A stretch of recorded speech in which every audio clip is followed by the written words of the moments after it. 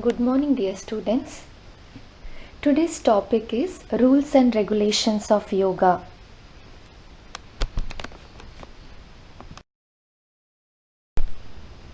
Breathing. Always we have to breathe through the nose unless specific instructions are given to the contrary.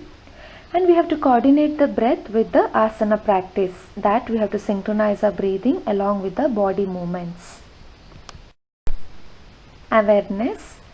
Awareness in this context may be understood as consciously noting sensations in the body, the physical movement, the posture itself, breath control and synchronization, movement of prana, concentration on an area of the body or chakra, and most importantly, witnessing any thoughts or feelings that may arise during the practice. About relaxation, when we talk, Shavasana may be performed at any point during asana practice, especially when feeling physically or mentally tired.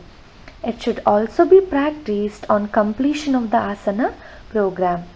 Likewise, we have in standing Shitila Thadasana, in sitting Shitila Dandasana, in prone Makarasana, and in supine Shavasana.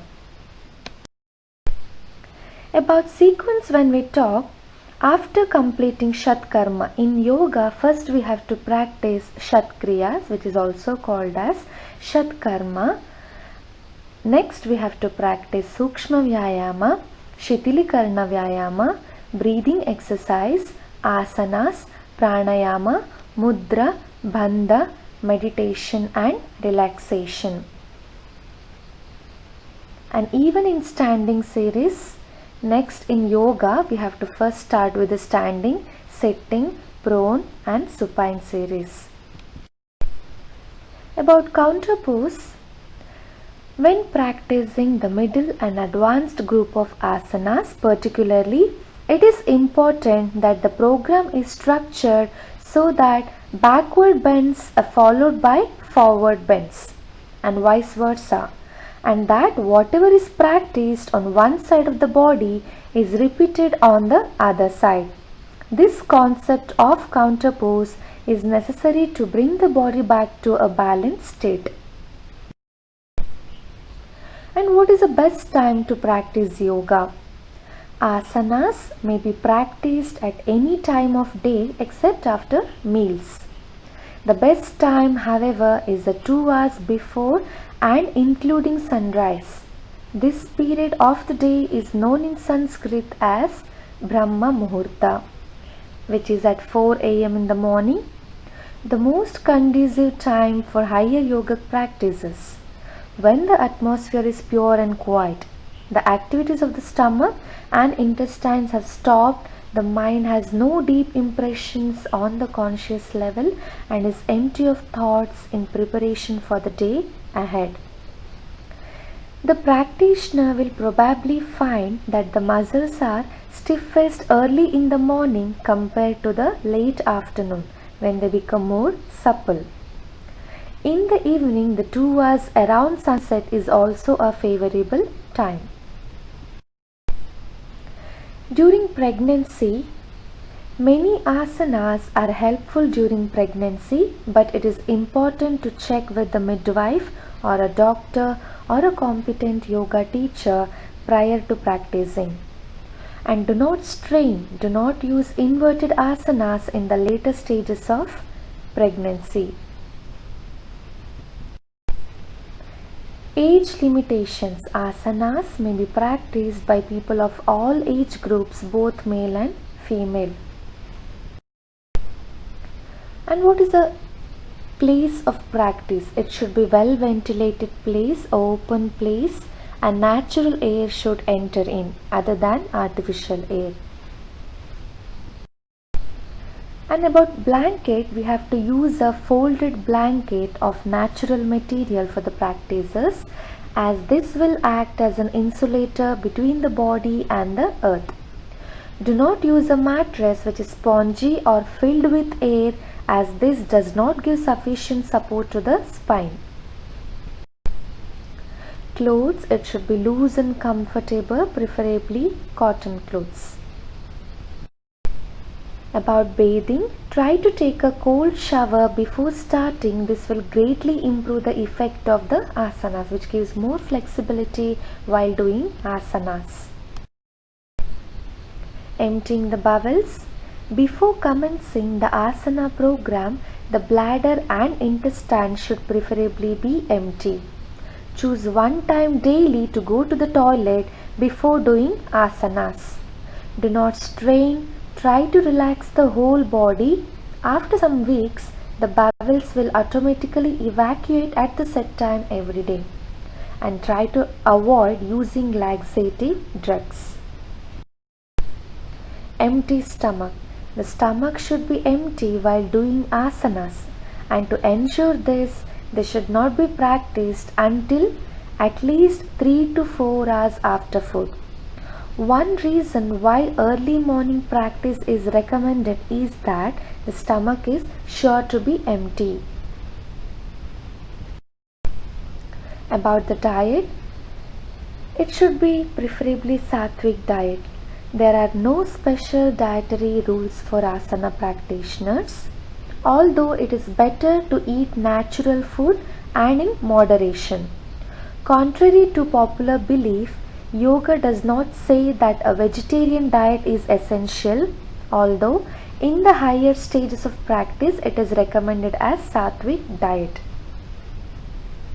At meal times, it is advised to half fill the stomach with food, one quarter with water, and leave the remaining quarter empty.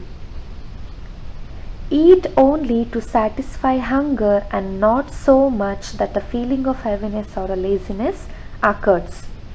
Eat to live rather than live to eat.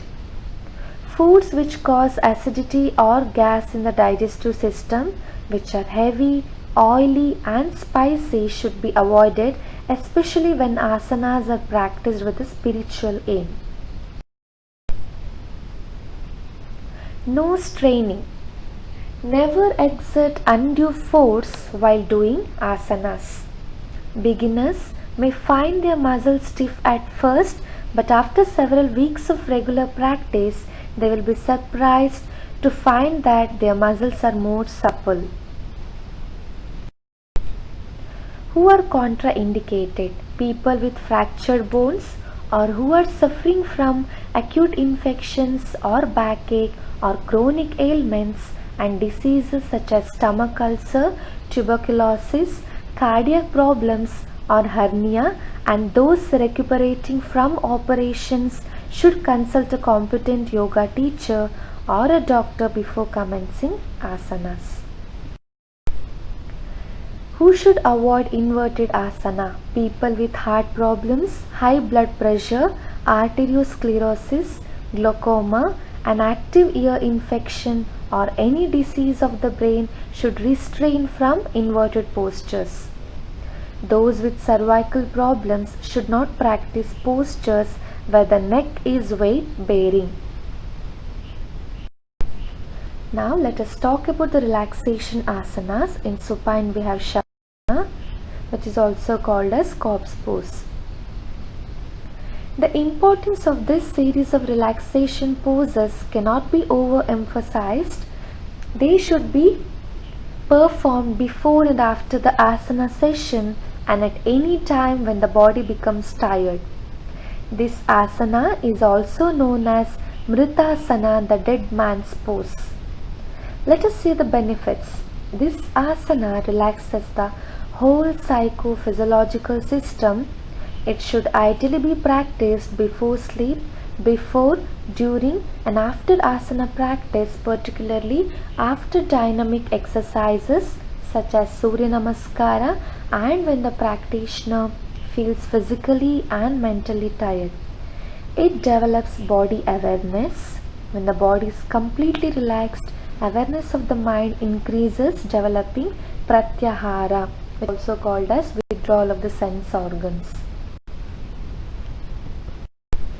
Next we have Makarasana in prone series, which is also called as crocodile pose. And in meditation we have Sukhasana, which is easy. Padmasana. For meditative purpose we use this asana. And Siddhasana, this also for meditation purpose we use. But Siddhasana should not be practiced by those with sciatica or sacral infections. Siddhasana helps in directing the energy from the lower psychic centers upward through the spine, stimulating the brain and calming the entire nervous system. The position of the lower foot at the perineum presses the Mooladhara chakra, stimulating Moolabandha. Vajrasana, this also we use for the meditative purpose. Vajrasana alters the flow of blood and nervous impulses in the pelvic region and strengthens the pelvic muscles. It is a preventative measure against hernia and also helps to relieve piles. Thank you.